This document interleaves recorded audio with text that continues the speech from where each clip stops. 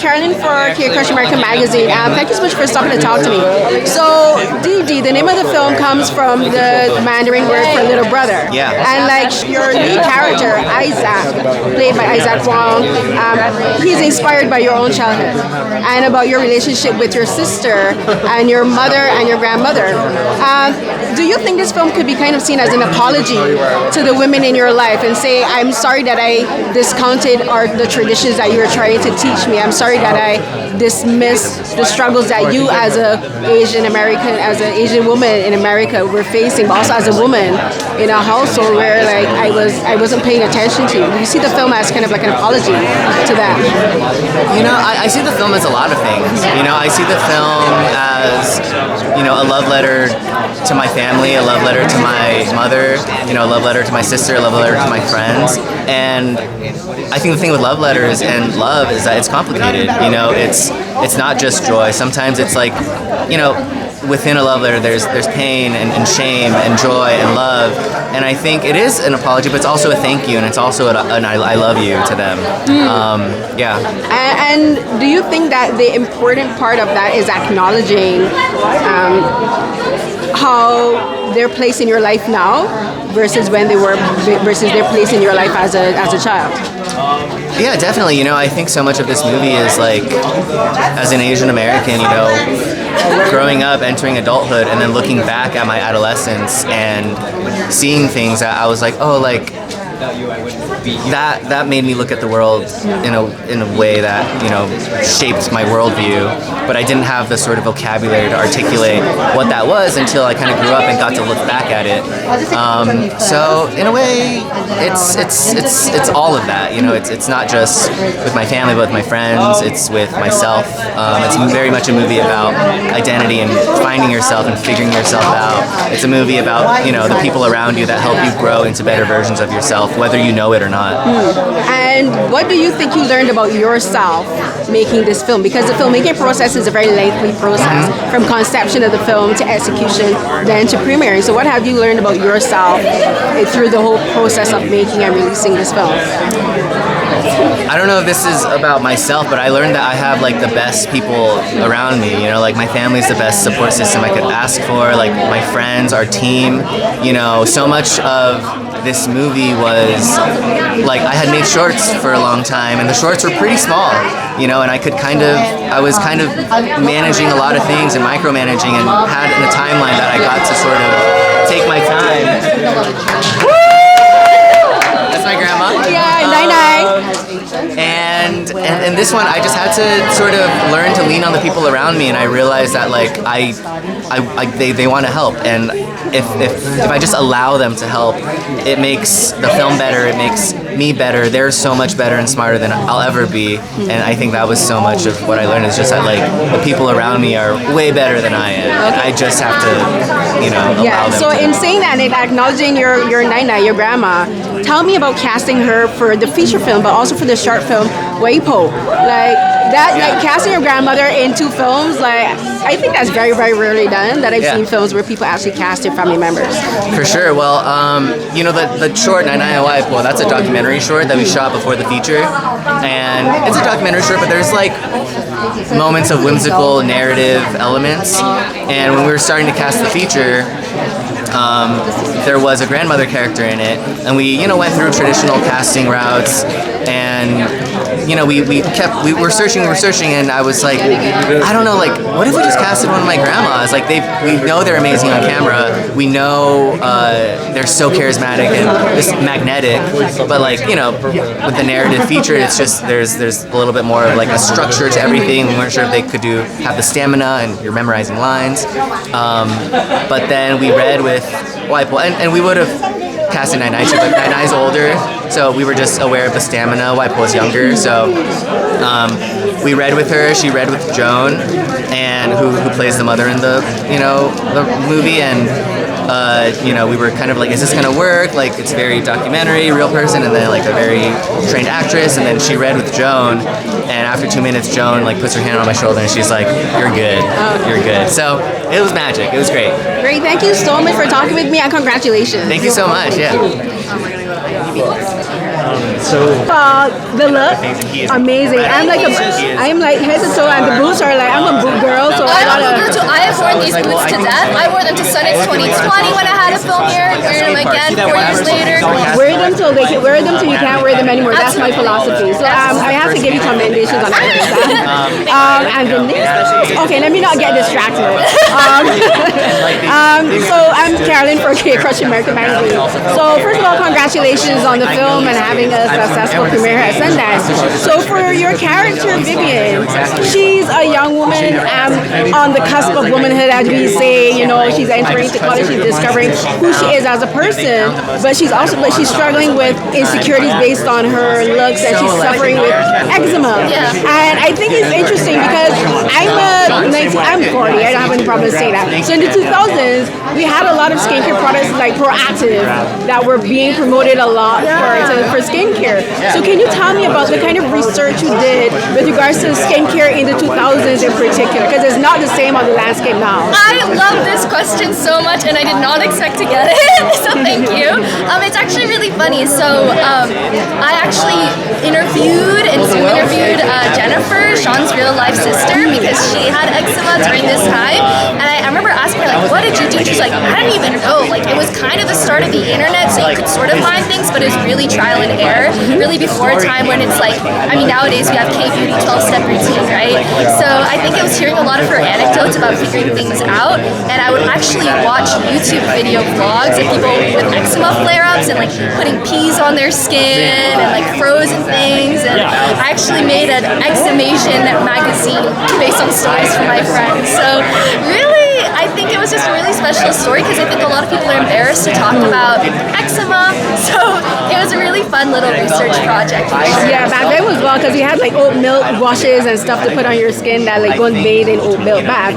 But so in doing that research, how did it help you to look at skincare now versus then? And the reason I ask that is because, as you said, it's like skincare now is very different. Like we have K-beauty products and all of this, but it's also about accepting your natural beauty, and that's a big part of getting over insecurities with regards to skin in particular. How has making the film and doing all of your research and talking to his sister helped you to feel better about yourself, about your skin as a person, not even as a performer, but just as the person? Yeah, I mean, I remember when I was performing as Vivian, as the character, and I talked about it with Jennifer, it's sort of like you just want to hide yourself.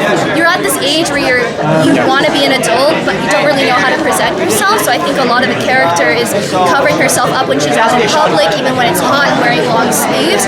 And so I think for me, it was learning to love this part of myself that is a little insecure. Like, I picked my pimple when I know I shouldn't, stuff like that. But it happens. Like, we're not perfect people. So I think for me, it's been really special to get to learn to love those parts of myself that are imperfect. I feel you. Like, I used to have really bad acne as a child. I had like cystic acne as a teenager and everything. But in making the thing with films in particular, you're putting your whole face, your whole body, everything on display for people to judge.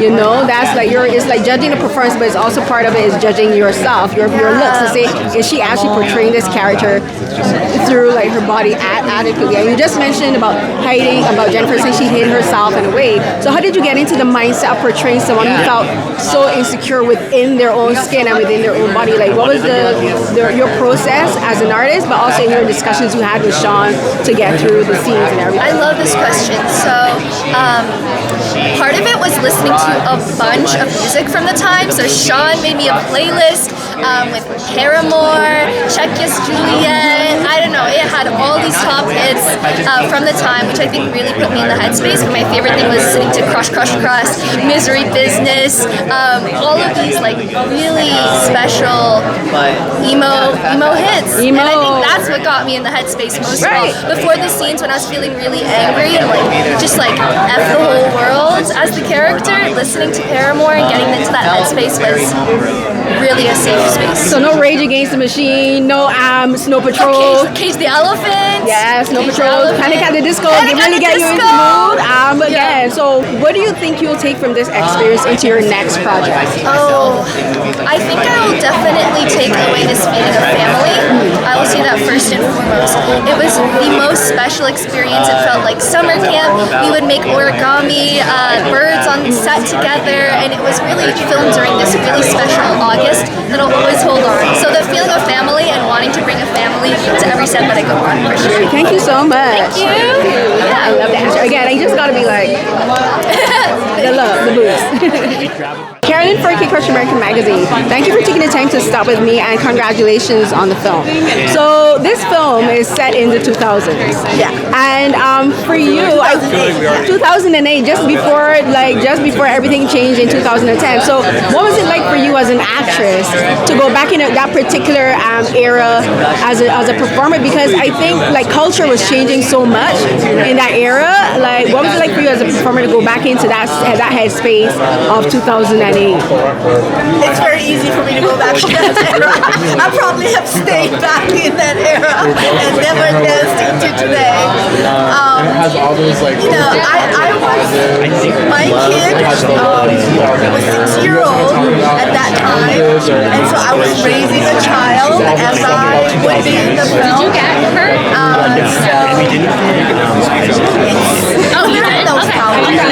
It isn't nostalgia feeling. It's like a second chance to do a mother.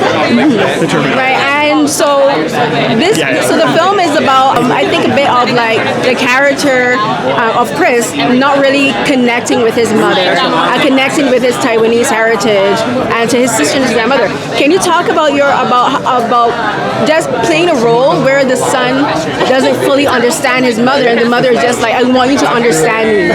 You know, I want you to get where I'm coming from as a person. You know, not just as a mother, but as a human being. I would love to see it maybe in like a DVD about us features. It's amazing how parents and children don't connect. It happens so frequently. It's more so than they actually could connect. And so, especially for cross-cultural, and they really want their own American identity, they feel ashamed. Actually, my children know. They're older now. They feel proud. But there was a time that they were confused. That they felt very confused. So I understand that very much. And I also realize now how much secrets children from their parents. Just like chess levels, like perfect height. So we're going to ask everyone. Mother, another 13-year-old is really my chance of redemption. I just feel like it's my redemption. Like I could do it again. If I could do it better.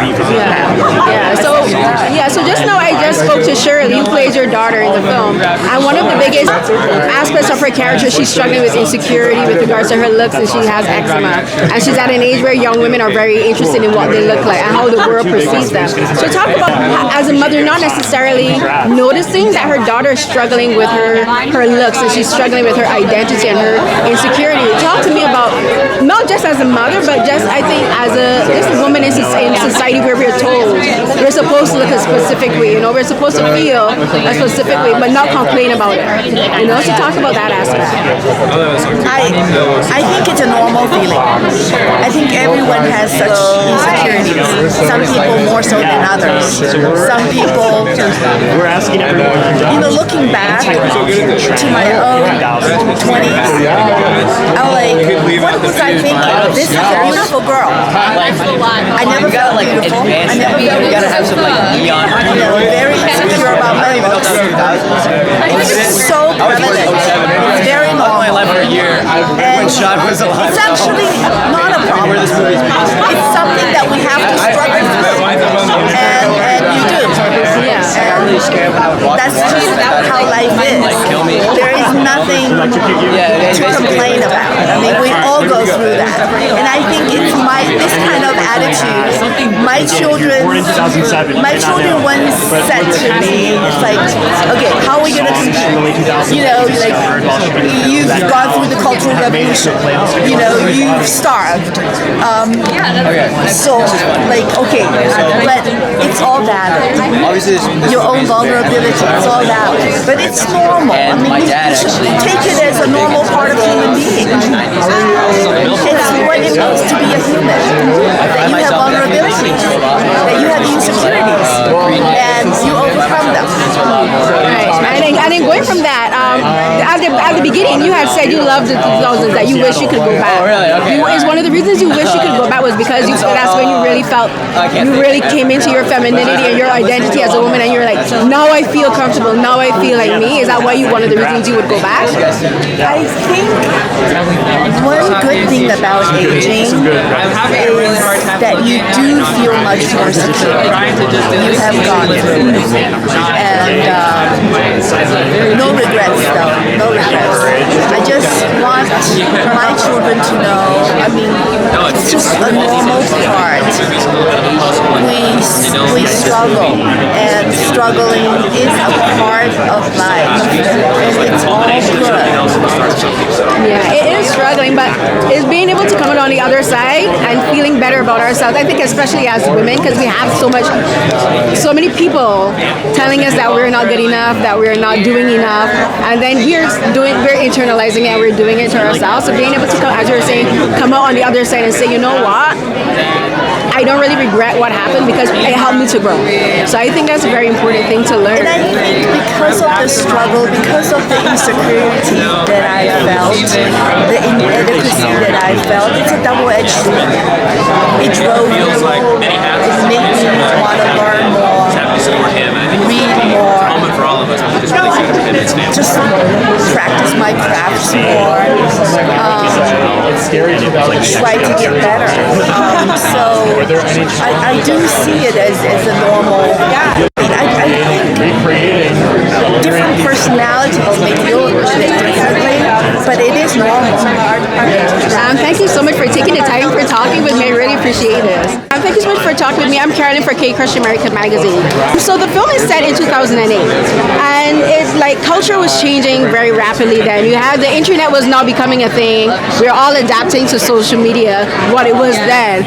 And for two young people, could you talk to me, how is it, what did you learn about culture and social media as it was back then, and how it helped you to relate to the characters? Because like that was when we had MySpace, we had High Five. A lot of people don't know about High Five, but there was MySpace and all of these new websites helping us to learn to communicate.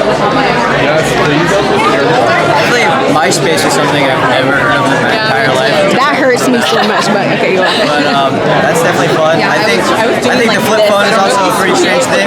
I tried to learn how to type with the flip phone. It took me like 2 weeks. I still wasn't good at it. You have to like hold it and then you have to type. And then you like double tap to get like G or something. Wow, that hurts, but continue. I also think like it's kind of like similar to how we are now. Like I know for me at least, I use like things like Snapchat, Instagram to like talk to my friends, things like that. And it's kind of interesting to like see how similar it was, back in 2008 to how it is now with like MySpace, how they would talk to each other and things like that. Right. And for you, Isaac, so the film talks a lot about Chris's relationship with his parents and his mother in particular, his sister and his grandmother. Can you talk to me, tell me about how the discussions you had with Sean about how to build the relationship and the rapport with the leading ladies in the film, because like they're a central part of Chris's life, like they're who he turns to when he needs to, even though he has his best friends there. I think the number one thing is just being insecure. Being vulnerable is one of the most important things when it comes to opening up to someone. And I think that's what Chris covers with his mom, with his sister, even with his grandma. He's vulnerable, or at least he's trying to be vulnerable. That's the most important message. That relates to himself. His mom. And in learning to do that as Chris, has that helped you to learn to be more vulnerable and open with your own parents and your own mother? It has. So you're more willing to say, Mom, I'm having an issue with this? It's definitely easier, but not as easy. It takes time. It takes a lot of work. And for you, Michaela, so I was speaking to Joan and Shirley about how, in particular, Vivian's struggles with eczema and her insecurities as a young woman play also a central part in her character in the film. And back in the 2000s and 2008, again, like a lot of young women were like we were being told like to try all of these new medications and all of these things to like cure like our skin, you know, to make our skin look good and to fit to certain beauty standards.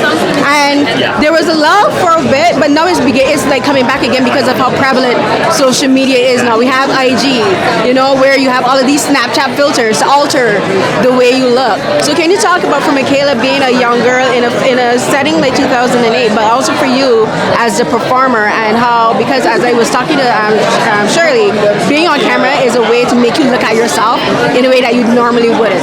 So how did you deal and how did you cope with with your keep maintaining your self-esteem, and and looking back to 2008 to how it is now? I mean, I think I was really nervous going into it because I have never been in anything like film, you know, so I was kind of nervous. I wasn't sure how it was going to turn out, how it was going to look. So that was the initial insecurity, and then of course the different 2008 hairstyles and things like that added a new layer to it. But I don't know, I just kind of it's like film, so I just kind of embraced it, and I was like, you gotta be confident in yourself, and this is a big accomplishment, you should be proud of that. And I think it just kind of uplifted me a little bit when I was looking at scenes and things like that. And because technology does play a big part in the film, like you mentioned, learning how to text on flip phones, how has it changed the way you look at technology now, especially social media? Like our lives weren't as much as on internet then, because it was much more difficult to get on the internet. We had dial-up, but now everything is instantaneous. How has being in the film and being set in the past helped you to look at social media now in particular? I'm kind of grateful, but I'm also grateful.